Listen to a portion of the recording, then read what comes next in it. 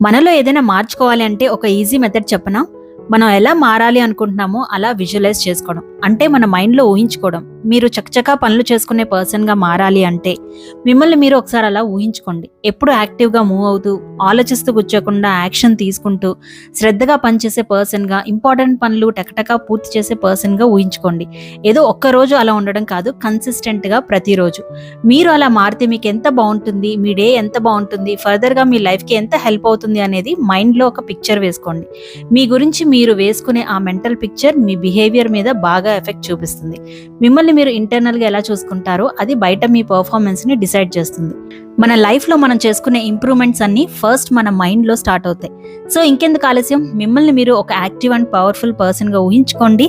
Late చేయకుండా పనులు మొదలుపెట్టేయండి. ఇలాంటి సింపుల్ మైండ్ సెట్ షిఫ్ట్స్ కోసం తప్పకుండా సబ్స్క్రైబ్ చేసుకోండి. జీవితమస్తు.